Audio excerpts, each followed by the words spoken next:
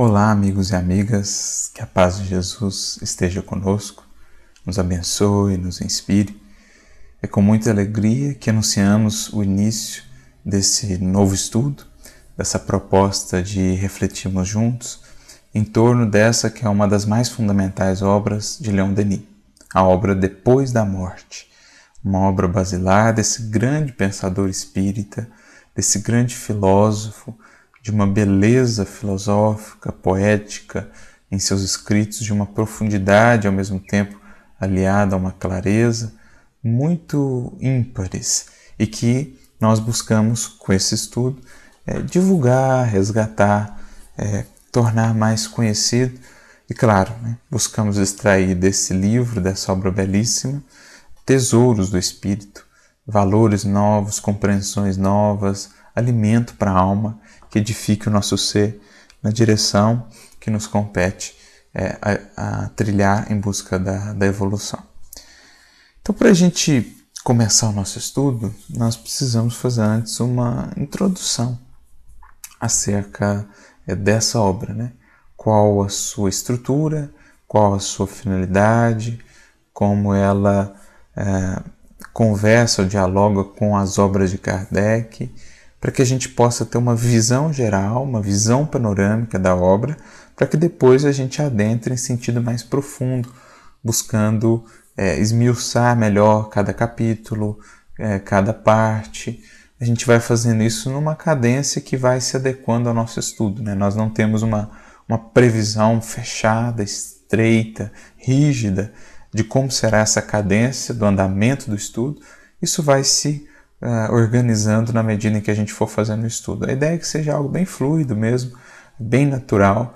A gente quer trabalhar os trechos na medida em que forem aparecendo, os trechos fundamentais. Claro que a gente não pode ir a nível de muito detalhamento, que é uma obra não muito extensa, mas extensa, né?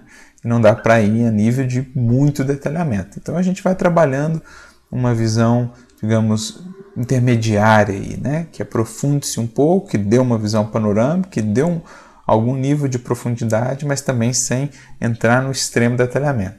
Até para que fique aí o gostinho, a vontade para ir ler a obra inteira, né? Para que cada um que se dispôs a participar desse estudo conosco possa ir acompanhando conosco, lendo aí os capítulos à medida que nós formos estudando.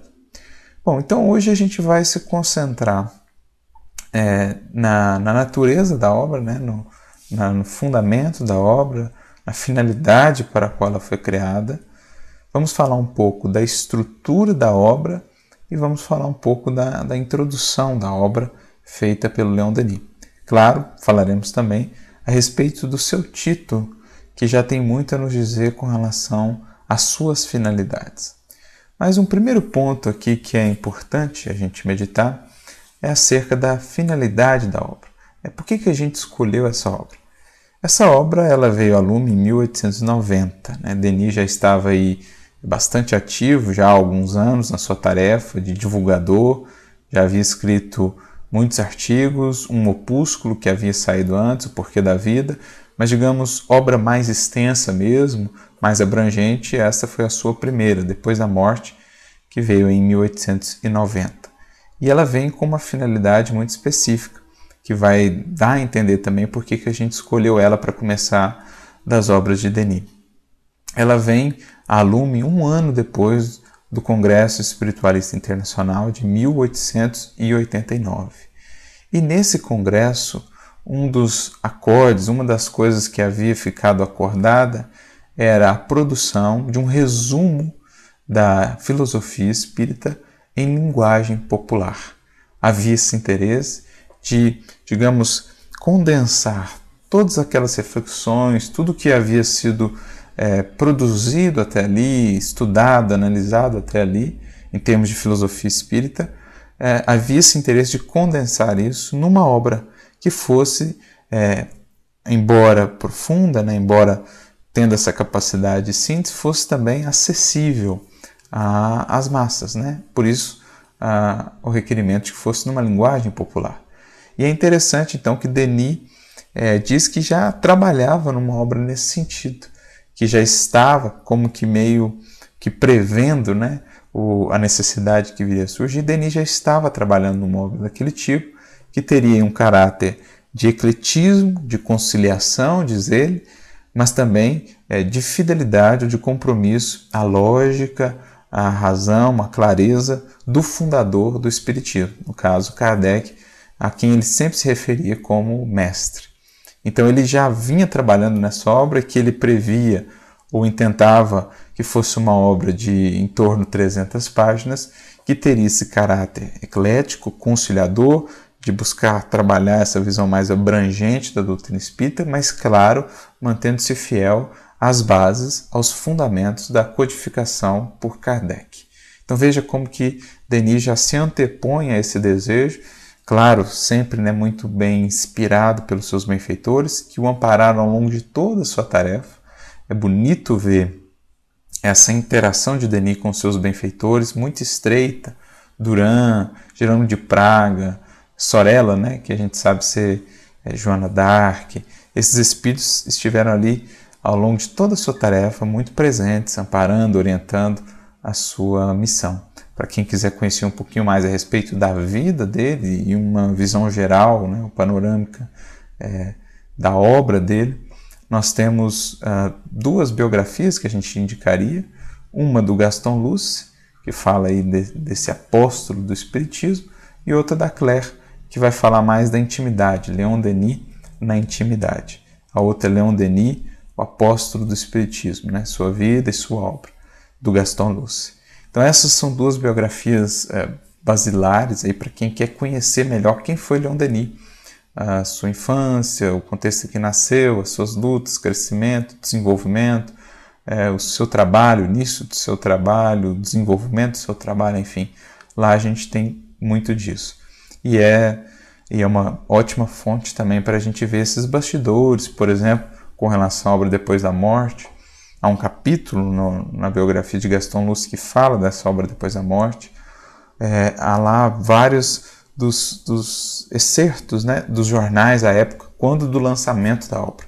Os elogios de jornais muitas vezes nada espiritualistas, até jornais os mais diversos que exaltavam a grandiosidade, a beleza, a profundidade da obra, às vezes jornais até mesmo católicos que reconheciam a beleza da obra, né?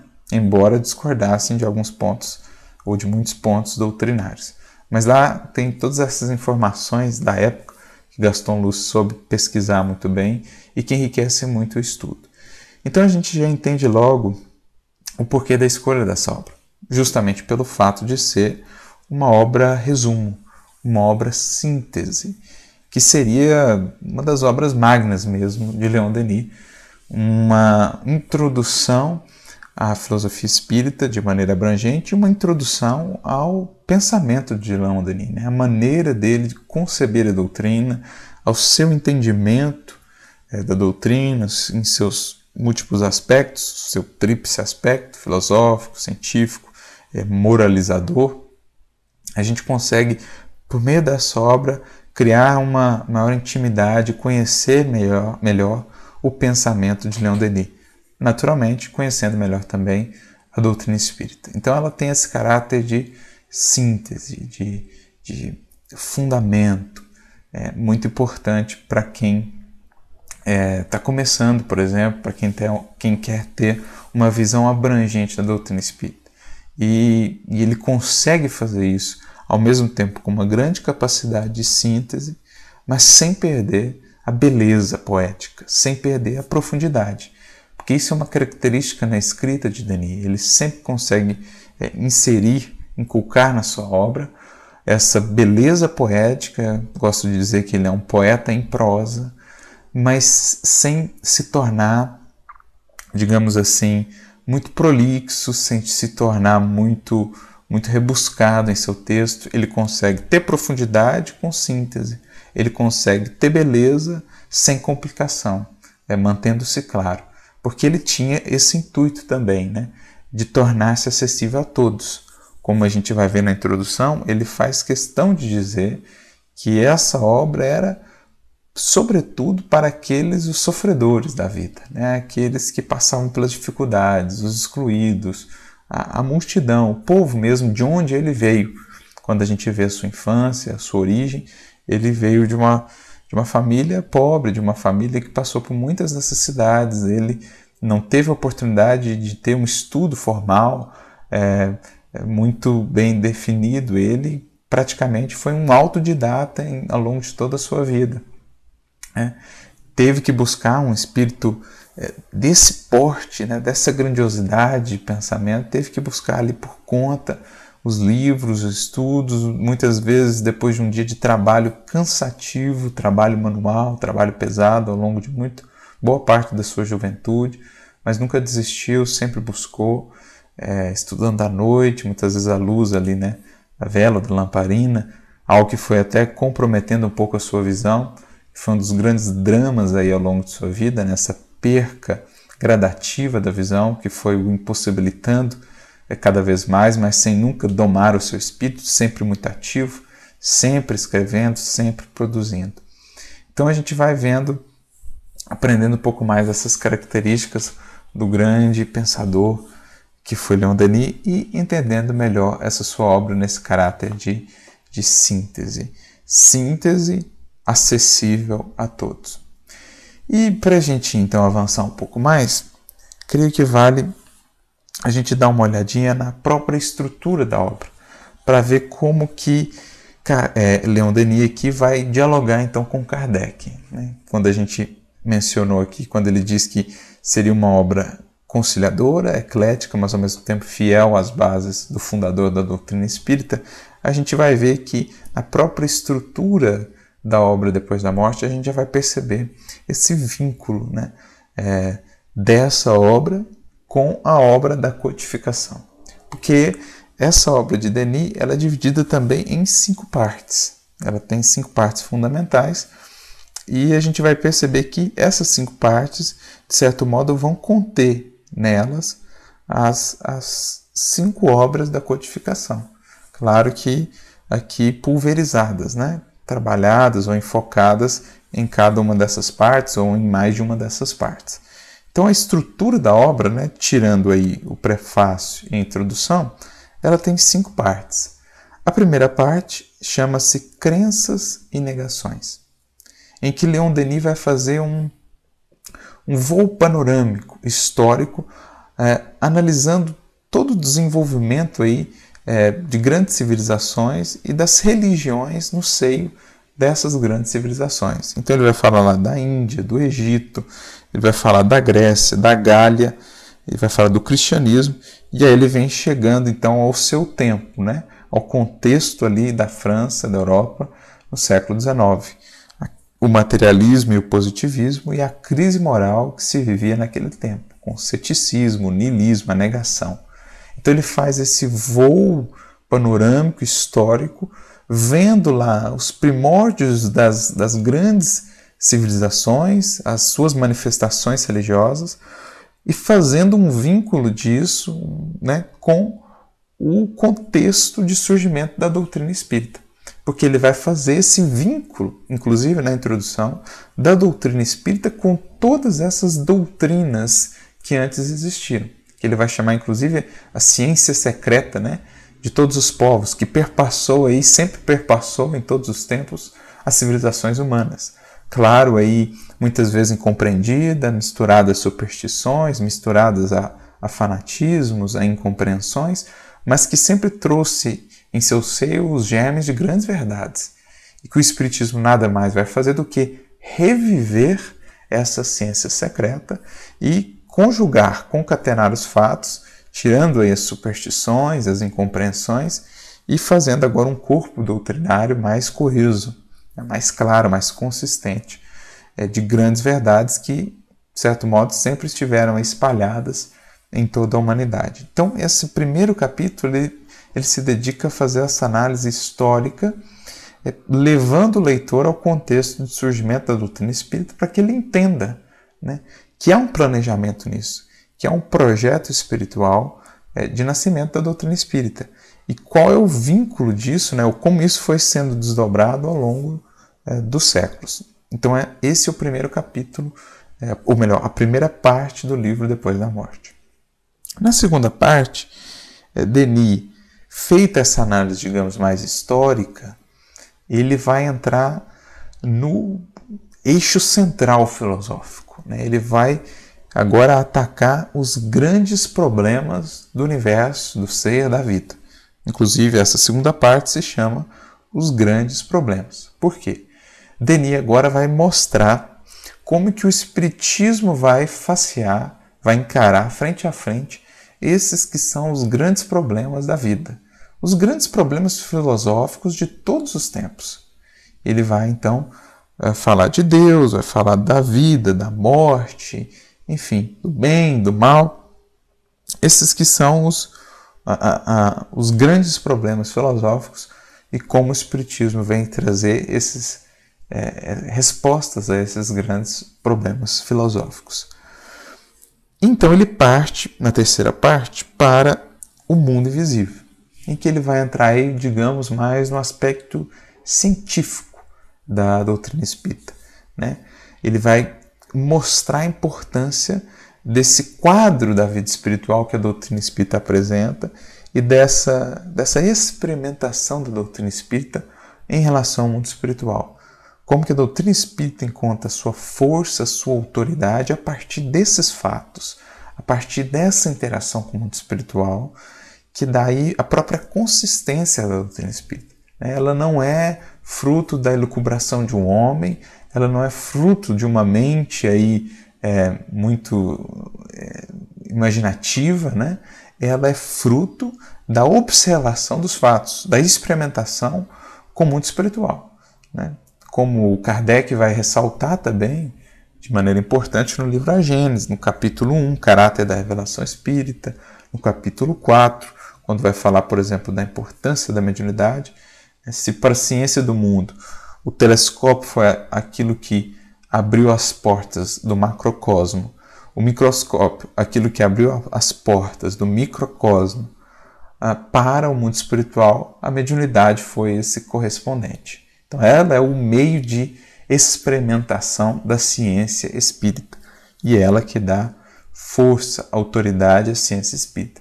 Como Kardec também frisa na parte 2ª da introdução de Evangelho segundo o Espiritismo, quando fala da autoridade da doutrina espírita. Então Leon Denis vai aqui entrar mais nesse aspecto científico, a importância disso, a importância dessa experimentação, os riscos dessa experimentação, né? As precauções nessa experimentação, os critérios para essa experimentação, é o que ele vai falar nessa terceira parte. Aí ele abre espaço então para a quarta parte do livro, em que ele vai falar do além-túmulo. Agora no sentido da conexão que ele vai fazer da vida aqui na matéria com a vida espiritual e com a experiência que nós vamos ter lá. Isto é, ele vai analisar como que as escolhas, os atos aqui na vida de agora vão gerar consequências, vão repercutir na vida espiritual. Então ele vai fazer esse traço de união, demonstrando a solidariedade entre a vida na matéria e a vida no mundo espiritual, mostrando aí a justiça divina, como que ela atua, né? Quais são os seus códigos, como que o que a gente faz aqui repercute na nossa condição de espíritos lá na vida além túmulo. Então ele vai fazer essa inter-relação apresentando, digamos, esse aspecto da justiça divina, da solidariedade entre as humanidades física e espiritual. E por fim, na quinta parte, ele chega naquilo que é talvez a parte mais bela do livro, a mais elogiada, se a gente pegar os comentários, né, dos jornais da época, dos sábios da época, acerca do lançamento do livro, eles quase que unanimemente exaltam, né, a beleza, a profundidade dessa quinta parte, que se chama O Caminho Reto, em que Denis vai trabalhar então das leis morais, né, do processo ou da força moralizadora da doutrina espírita, de como o seu objetivo é justamente conduzir a criatura humana a uma vida mais reta. Reta no sentido de orientada pelas leis divinas, né? Baseada, fundamentada nas leis divinas. Então, o caminho reto. Então, ele vai falar de dever, de virtude, enfim, das potências da alma e como o objetivo da doutrina espírita só se concretiza quando nós chegamos a esse objetivo maior, que é a transformação, a renovação moral do ser nessa eterna lei do progredir. Então é bonito a gente pensar nisso, né?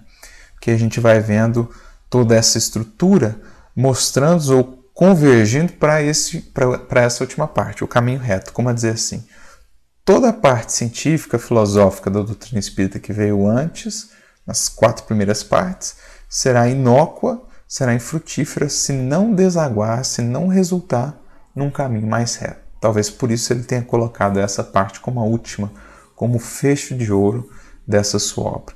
Então a gente percebe logo aqui que, de certo modo, nessas 5 partes estão aqui pulverizados os livros da codificação, cada um com seu enfoque. Nós sabemos que a codificação, formada por esses 5 livros, ela tem a seguinte característica, né? O Livro dos Espíritos como fundamento, como a base fundamental da doutrina espírita, e os outros 4 livros como desdobramentos de partes de O Livro dos Espíritos. O Livro dos Espíritos é composto por 4 livros, cada um desses 4 livros foi desdobrado em um outro livro da codificação, formando assim a base com 4 colunas ou 4 vigas mestras da doutrina espírita. Então a primeira parte de O Livro dos Espíritos, que fala de Deus e da criação, foi desdobrada no último livro da codificação, que é o livro A Gênese. A segunda parte do Livro dos Espíritos, que fala do mundo espiritual e das suas relações com o mundo corporal, foi principalmente desdobrada no Livro dos Médiuns, né, que é o segundo livro da codificação espírita. A terceira parte do Livro dos Espíritos, das leis morais, é desdobrado no terceiro livro da codificação, que é o Evangelho segundo o Espiritismo. E a quarta parte do Livro dos Espíritos, Esperanças e Consolações, é desdobrado no 4º livro da codificação, O Céu e o Inferno ou a Justiça Divina. E assim a gente fecha esse bloco, né, esse Pentateuco espírita. E a gente percebe que Denis, de certo modo, traz isso aqui também para a sua obra.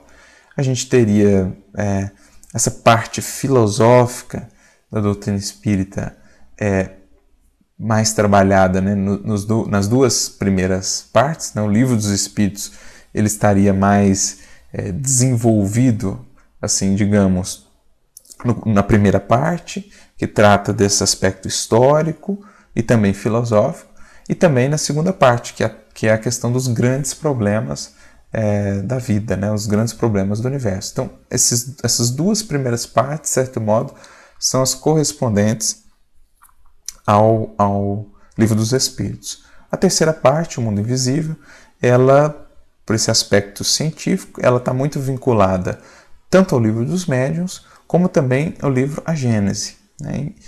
O livro A Gênese que também vai encontrar um pouquinho de eco na segunda parte, ali quando se fala de Deus, do universo, da criação. Então, o livro A Gênese, ele está, digamos, vinculado à segunda parte, à terceira parte. O Livro dos Espíritos, a primeira parte, a segunda parte. O Livro dos Médiuns, a terceira parte. O Mundo Visível e também a 4ª parte, Além Túmulo. O livro Céu e Inferno, principalmente vinculado à 4ª parte, Além Túmulo, que é a análise aí da justiça divina, das consequências dos atos. Então, de certo modo, nessas 4 primeiras partes, a gente tem 4 livros da codificação aí trabalhados, que é o Livro dos Espíritos, o Livro dos Médiuns, o Céu e o Inferno e a Gênese. Então, a parte mais filosófica e científica da doutrina espírita são trabalhados nessas 4 primeiras partes do livro Depois da Morte. Sobrando, naturalmente, para a 5ª parte, o aspecto moral. Então, o Evangelho segundo o Espiritismo, obra da codificação que vai se dedicar mais diretamente a isso, ele pode ser comparado, pode ser feita essa analogia, esse vínculo dele com a 5ª parte do livro Depois da Morte, que vai trabalhar o caminho reto. Então, a gente vê que há profundos vínculos entre o livro Depois da Morte e a codificação kardeciana, como o próprio Denis havia prometido, né? Como ele mesmo havia se proposto a fazer quando havia dito que já trabalhava numa obra nesse sentido. Então assim a gente vai vendo que isso por toda a sua vida, por toda a sua obra, esse compromisso de Denis com a obra de Kardec, né? Quando muitas vezes, né, alguns anos ou decênios ali depois da morte de Kardec, o espiritualismo querendo incorporar uma série de ideias, querendo afastar-se de algumas ideias de Kardec, Denis nos congressos era sempre aquele que exaltava a importância da codificação, do mestre lyonês, exaltava a importância da sistematização, da organização que ele deu ao pensamento com relação às questões espirituais, ao novo espiritualismo, o espiritualismo moderno, como ele dizia também. Ele sempre manteve essa fidelidade a Kardec, a sua obra, né? Claro, com uma linguagem um pouco diferente, mas em termos de conteúdo, de essência, sempre com esse compromisso, sempre com essa vinculação. Então assim a gente entende melhor a estrutura da obra. E a gente vai também refletindo sobre o próprio título da obra, né? O porquê depois da morte. Por muito tempo eu também me pegava pensando a respeito desse título, por que esse título? Mas ele mesmo vai nos dizer na introdução o porquê desse título, né? E a gente entende também melhor a finalidade da obra, né? Lá na introdução, em determinada parte, ele vai dizer assim: a morte é o ponto de interrogação ante nós incessantemente colocado. O primeiro tema a que se ligam questões sem número, cujo exame faz a preocupação, o desespero dos séculos, a razão de ser de imensa cópia de sistemas filosóficos. Então ele vai dizer que a morte, ou as portas que a morte abre, eram ainda a fonte dos grandes questionamentos, que os sistemas filosóficos quase todos foram criados para responder ou para tentar esclarecer esse grande mistério que é o mistério da morte, né? Gaston Luce, na sua biografia, até cita Sêneca e Platão dizendo que a sabedoria consiste justamente isso, em aprender a morrer, né? Entender o que é a morte, entender melhor o que é a morte, nos prepararmos melhor para a morte, para entender o que está depois da morte. E como que abrir esses véus da morte, né, naturalmente traz consequências imensuráveis para a vida antes da morte. É como que entender essa vida futura, como a doutrina espírita nos diz, projeta uma nova luz sobre a vida presente, trazendo novas metas, novos ideais, novos objetivos, naturalmente, novas posturas ao indivíduo que está aqui agora consciente dessas informações. Porque você tem agora um horizonte muito mais vasto, as coisas se encaixam, se explicam melhor na medida que a gente consegue entender o que vem depois da morte. Então esse é o seu objetivo, abrir esses véus para permitir que essa luz do mundo espiritual se projete sobre a vida aqui na matéria, fecundando a vida na matéria com um novo sentido, um novo propósito, um novo horizonte, novas metas, novos valores, enfim, um novo conceito que seja vida, universo, Deus, ser e tudo mais. Esse é o seu objetivo, né? Algo que o próprio Emmanuel também, por exemplo, depois, no prefácio do livro O Beijo da Vida Eterna, vai nos dizer. Quando lá, logo no início do prefácio, ele diz que o homem moderno, né, que já explorou a estratosfera, que já explorou, vamos dizer assim, os limites da Terra, que encontra ou esbarra ainda perante o sepulcro com a mesma aflição, com a mesma angústia dos egípcios, dos gregos, dos romanos das épocas mais recuadas. O tempo que varreu civilizações e refundiu povos ainda não conseguiu alterar a face misteriosa da morte. Milenária interrogação, milenário ponto de interrogação, ela segue torturando inteligências e ferindo sentimentos. Então a morte, para um grande número de consciências na Terra ainda, é um grande mistério, que traz toda essa dúvida, essa incerteza, essa angústia, essa aflição. Abrir, portanto, esses pórticos da morte é renovar a vida com uma nova luz. Daí a gente entender, por exemplo, a importância que Paulo dava à ressurreição do Mestre. Quando ele diz, se Jesus não ressuscitou, se não há ressurreição dos mortos, vazia a nossa pregação e vã é a nossa fé. Ou seja, Se não há vida, se a vida não prossegue, se a vida se resume a esse breve espaço de tempo, as coisas não se explicam, não há sentido, não há propósito. Mas quando a gente vê a vida que segue triunfante para além da morte, a ressurreição, então a vida se altera por completo. E esse é um dos grandes objetivos do Espiritismo, rasgar esses véus, porque quando não estão rasgados, é da natureza humana que o indivíduo dê tudo à vida presente, aos gozos, às paixões, às buscas, ao apego ao que é transitório. Como diz o próprio Paulo, né, na sua carta aos Coríntios, primeira carta aos Coríntios, se não há ressurreição dos mortos, comamos e bebamos, porque morremos amanhã. Mas é esse o papel do Espiritismo, abrir esses horizontes, para que o homem não se entregue insanamente, como num frenesi, às buscas do corpo apenas, da carne, a entrega aos gozos e muitas vezes um compromisso direto aí com o egoísmo, com as paixões que criam todas as aflições no mundo e no coração humano. Esse é um dos objetivos fundamentais da obra e da doutrina espírita, rasgar esses véus para que a gente veja a vida com um novo sentido e com um novo propósito.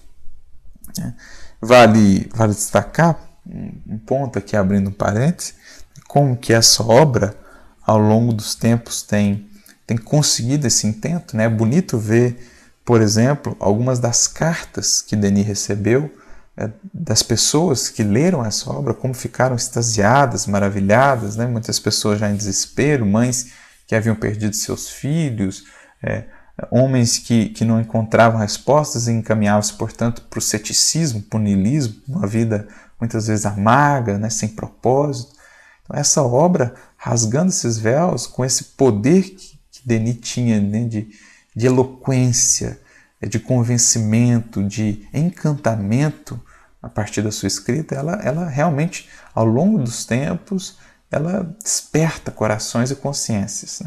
Digo isso pessoalmente, foi uma obra muito importante no meu despertamento no Espiritismo, embora espírita já desde berço, afastado que estava por um tempo, encontrei nessa obra, em Paulo Estevão, esse farol que me abriu um novo horizonte.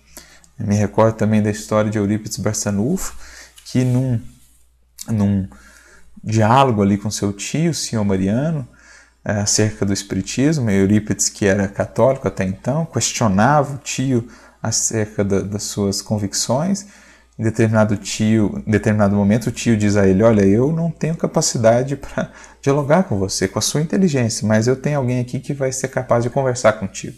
Então dá a ele uma obra depois da morte. Eurípides começa a leitura à noite e pela manhã já se considerava espírita, porque realmente encontrou ali tamanha profundidade, tamanha beleza e tantas respostas que logo aderiu àquela convicção espírita. Então, essa é uma das características dessa obra. Ela tem esse poder enorme de despertamento, de convencimento, de ir ao mesmo tempo ao coração e à razão. E para a gente realmente adentrar um pouquinho mais a obra aqui, eu gostaria de ler só o prefácio. Prefácio curtinho, mas já nos dá a ver um pouco da grandeza de Denis. Esse seu carinho, esse seu respeito pelos seus benfeitores, esse seu amor pela verdade, pela sabedoria, essa sua gratidão pelo amparo do alto, ele meio que condensa aqui nesse prefácio, em que ele diz: aos nobres e grandes espíritos que me revelaram o mistério augusto do destino, a lei do progresso na imortalidade, cujos ensinos consolidaram em mim o sentimento da justiça, o amor da sabedoria, o culto do dever, cujas vozes dissiparam as minhas dúvidas, apaziguaram as minhas inquietações, às almas generosas que me sustentaram na luta, consolaram na prova e elevaram meu pensamento até às alturas luminosas em que se assenta a verdade, eu dedico estas páginas. Veja que beleza, que profundidade. E desse prefácio aqui a gente já extrai daqui algumas características, alguns pontos que estarão sempre presentes na obra de Denis, em toda a sua obra, em toda a sua vida. A gente separou aqui alguns trechinhos que vão falar-nos disso. O mistério augusto do destino, a lei do progresso na imortalidade. Então, esses serão alguns dos móveis, alguns dos estímulos de Denis em toda a sua obra. Essa sua busca constante por melhor esclarecer a si mesmo e as criaturas, aos seus irmãos e humanidade, o mistério augusto do destino, esse anseio por compreender, por desenhar de maneira bela, esplêndida, esse destino da criatura humana, que é grandioso, vai perpassar toda a sua obra. Esse livro, o problema do ser, do destino e da dor, o grande enigma, o porquê da vida, todas essas obras, suas obras principais, vão tentar nos dar esse desenho, ou mostrar para nós, ainda que seja uma fresta, da dimensão, da grandiosidade do destino humano, de como é grandioso o projeto do Criador para cada um de seus filhos. Aí, nessa eterna lei do progredir, nessa lei do progresso na imortalidade, que é outro aspecto fundamental da sua obra.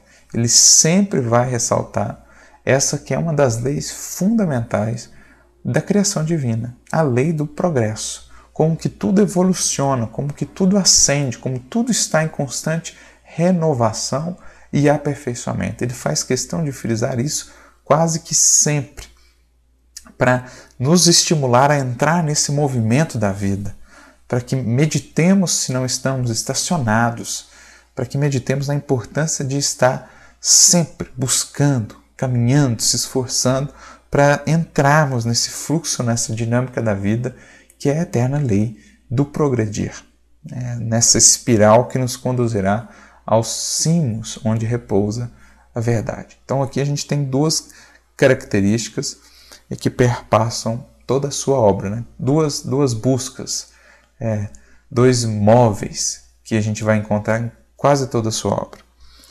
E separamos aqui mais outros 3 elementos também muito importantes.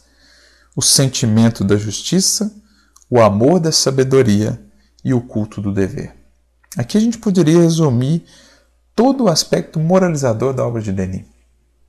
Como que ele vai frisar, como que ele vai exaltar esse sentimento da justiça, mas claro, uma justiça entendida num patamar superior, essa justiça que só pode ser entendida, a justiça divina, quando aliada em algumas variáveis, como por exemplo a reencarnação, esse constante progresso da humanidade, a lei de progresso, a lei de evolução.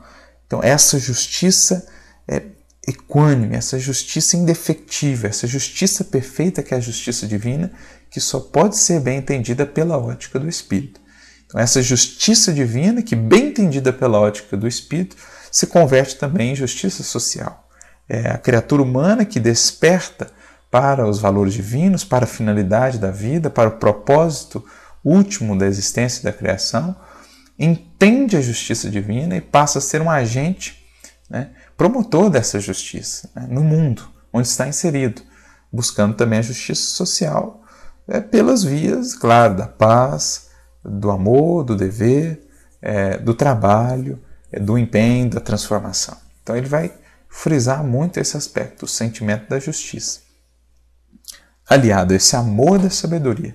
Isso também é algo que a gente sente profundamente na sua obra. Ele vem despertar a criatura humana para esse sabor do conhecimento.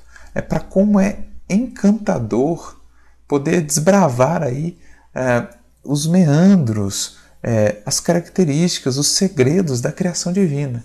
Como são belas as obras do nosso Pai, como são perfeitas, como são harmoniosas, como o conhecimento superior é alimento da alma, como que ele eleva a criatura humana a um novo patamar, como que ele desperta o que há de melhor na criatura humana.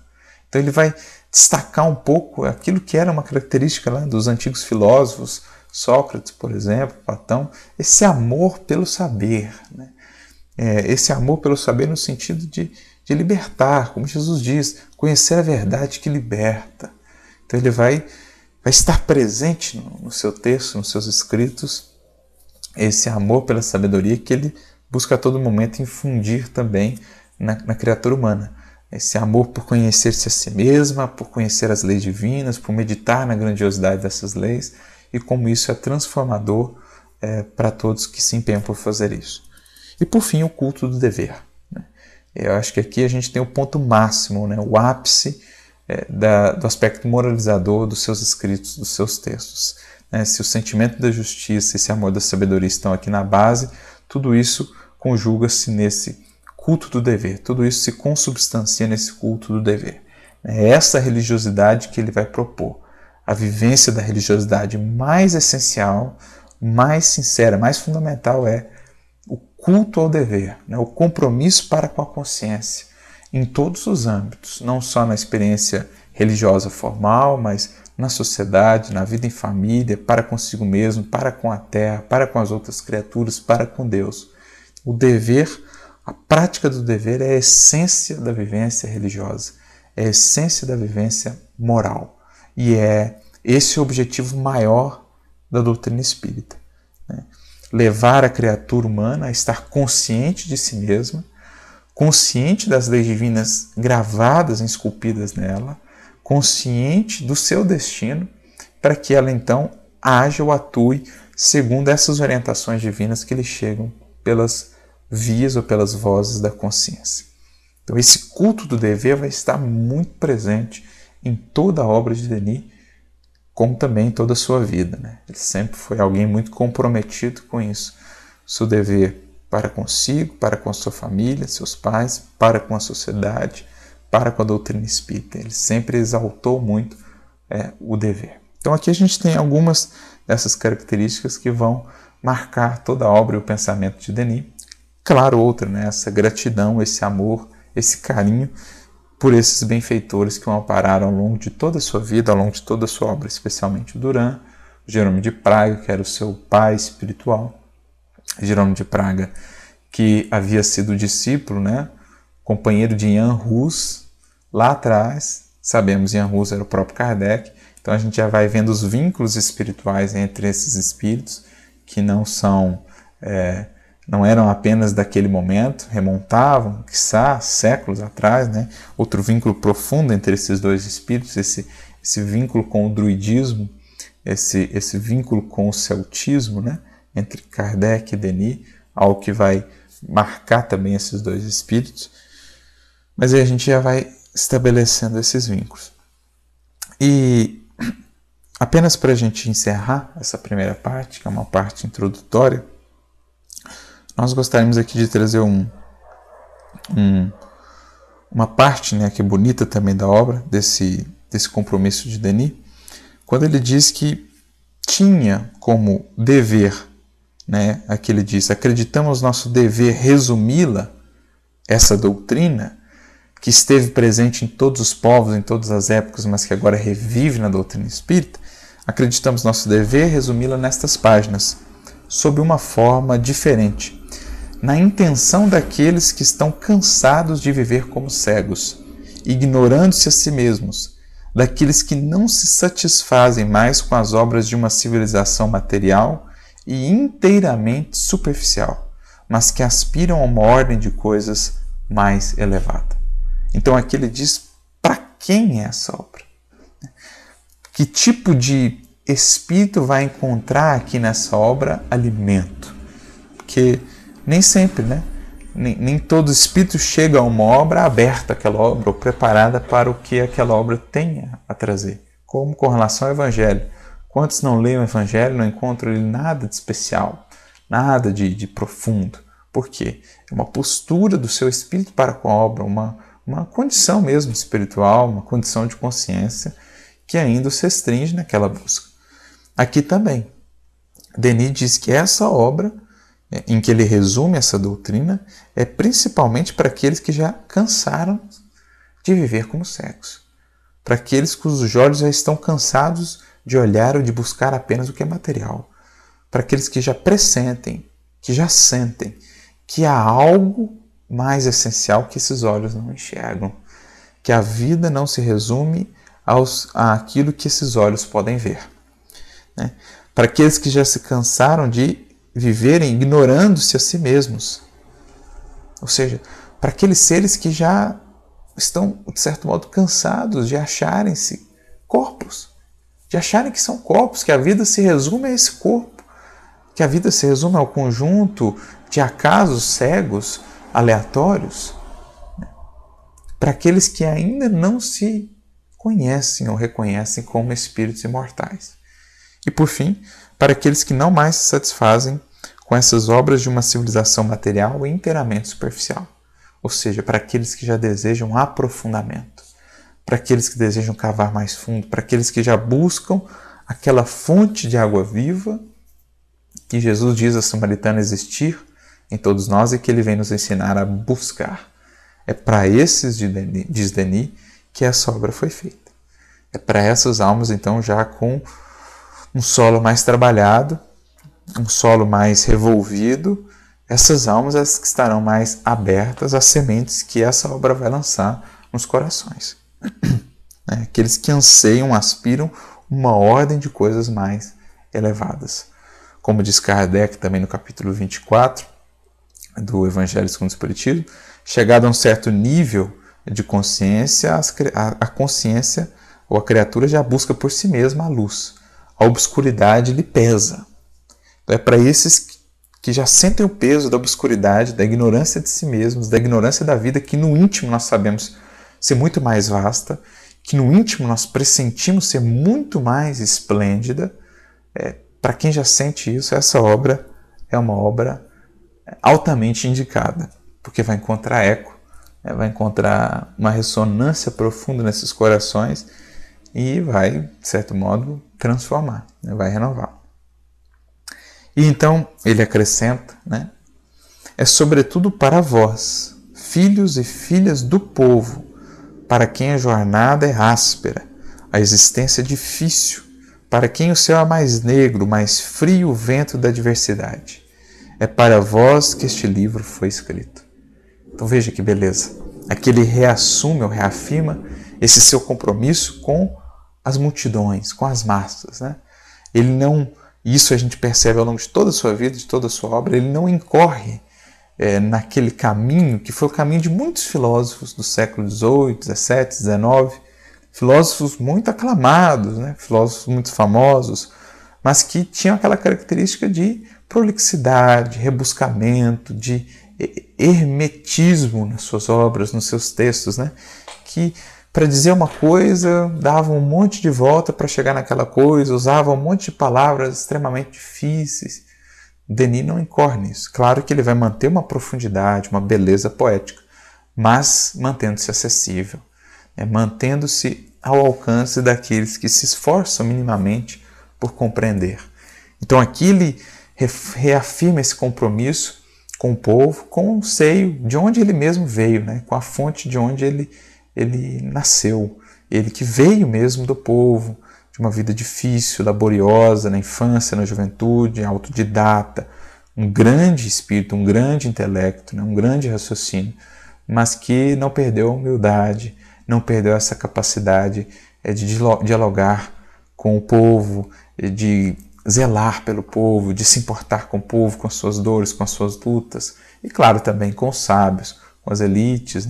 Ele que soube ser esse conciliador, soube ser esse ponto de conexão entre as diversas ordens, entre as diversas classes, que soube promover essa união, como Kardec também o fez, se dedicou a fazer, e é bonito a gente ver isso muito no livro A Viagem Espírita, sem qualquer restrição, sem qualquer preconceito, buscando aproximar, buscando unir, buscando criar laços, estreitar, alimentar a fraternidade.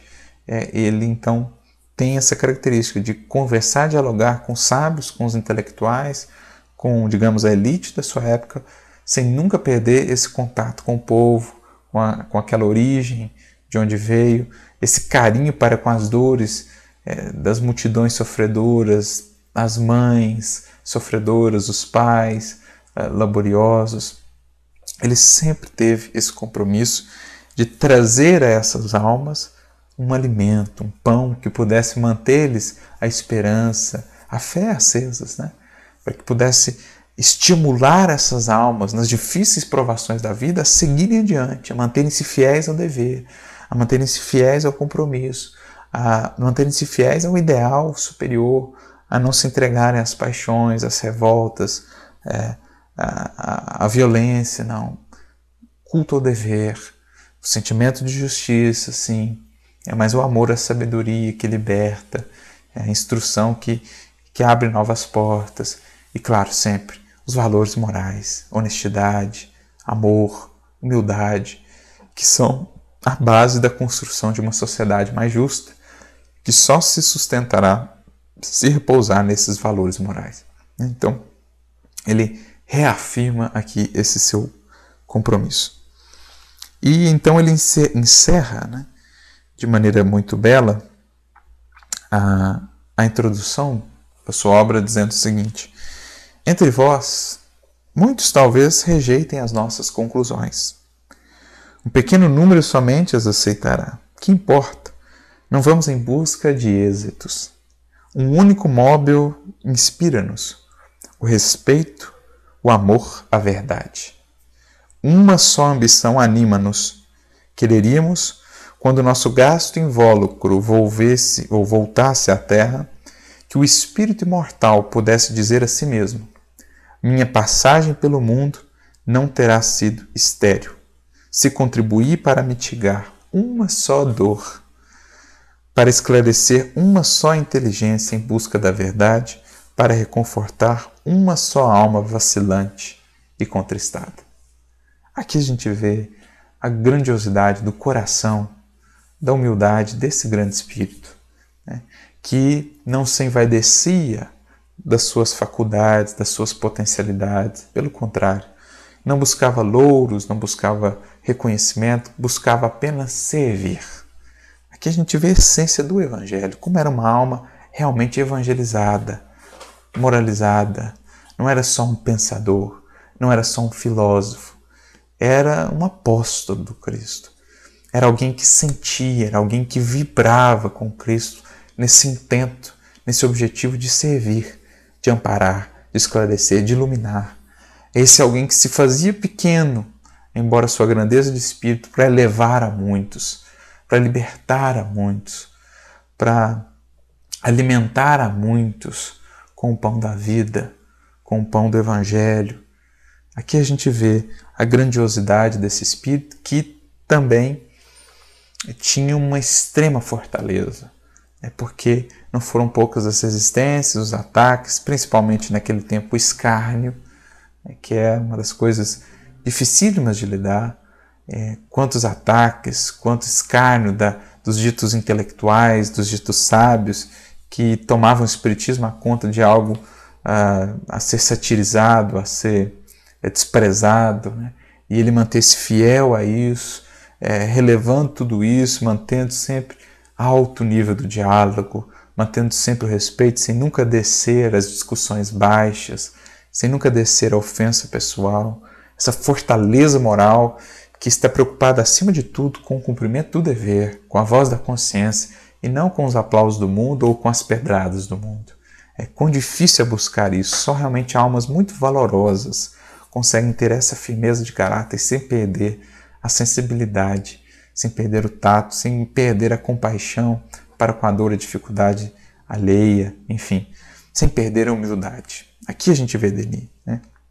Então, gente, a gente trouxe aqui um panorama geral da obra, da estrutura, do seu título, da introdução. Essa aqui é uma introdução muito bonita. Leiam a introdução, porque ele vai fazer toda uma viagem, né, conosco. Ele volta como que numa viagem pelo tempo, contempla as civilizações antigas, né, todo o seu Fausto, todas as suas glórias, e como tudo isso hoje é história, como tudo isso hoje é cinzas, né, e como que fica apenas disso mesmo os valores espirituais, como que todos os grandes impérios passaram, viram as suas ruínas, tudo vai sendo consumido pelo tempo e o que vai ficando é o espírito com as suas conquistas, com os seus valores, enfim, a vida eterna, a vida em toda a sua plenitude. Então essa é a obra depois da morte, né? Uma obra síntese, uma obra resumo, essa obra que será a nossa companheira ao longo aí desses próximos meses, em que a gente vai buscar abrir essas cortinas, juntamente com Denis, com a doutrina espírita, essas cortinas da morte, essas cortinas da vida futura, para que a gente contemple, extasiados, como é grandiosa a obra do nosso Pai.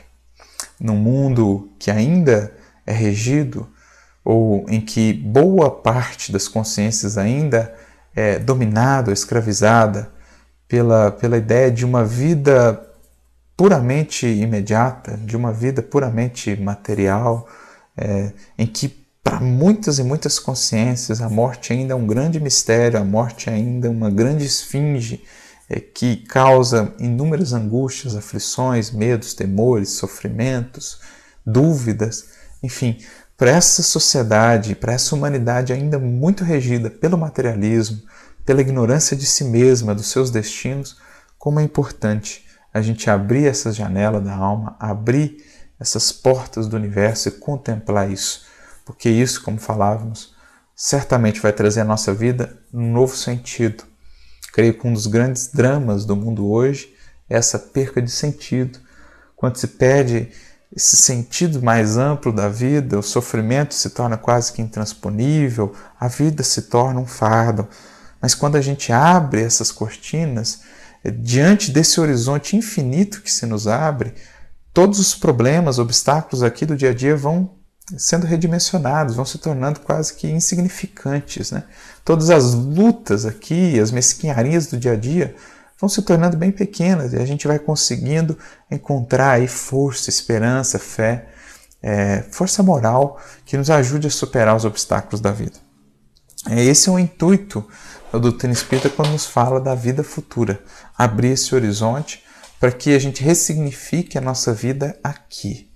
Falar depois da morte é falar da vida ou da importância da vida antes da morte e mostrar como que existe uma solidariedade muito estreita entre essas duas humanidades. Aqui estamos, muitas vezes esquecidos do que somos, mas é preciso resgatar isso, manter essa chama da espiritualidade em nós bem acesa para que aproveitemos ao máximo a oportunidade da encarnação, para que aproveitemos o fato de estarmos aqui conscientes disso, essa informação que nos chega e que deve repercutir em novas posturas na nossa vida. Caso contrário, são apenas acréscimo de responsabilidade sem a devida aplicação. E isso, naturalmente, gera ainda mais sofrimento. Então, o conhecimento que nos chega sempre vinculado à responsabilidade. Então, o grande questionamento é: o que eu tenho feito hoje pensando na minha vida depois da morte? O que eu tenho feito hoje, que projetos, que planos, que posturas tenho adotado hoje que vão repercutir na minha vida depois da morte? Que aí a gente passa a analisar a vida realmente pelo prisma do espírito imortal. E essa é a grande importância. Esse é o marco da nova era. Uma era em que os seres humanos estarão conscientes do que são, dos seus destinos, da sua origem e das finalidades últimas da existência, do propósito maior que Deus estabeleceu para todos nós. Essa é a obra que será a nossa companheira nesses tempos. Hoje fizemos esse primeiro relance na introdução e a partir dos próximos estudos vamos aqui realmente agora aprofundar no primeiro capítulo, Crenças e Negações, estudando aí como que Denis vai desenhando, vai construindo esse voo panorâmico pela história da humanidade. Então que Jesus nos abençoe nesse projeto, nessa empreitada. Leiam aí a introdução do livro e nos vemos no próximo episódio, dando continuidade aos nossos estudos. Que Deus nos abençoe a todos, paz e bem.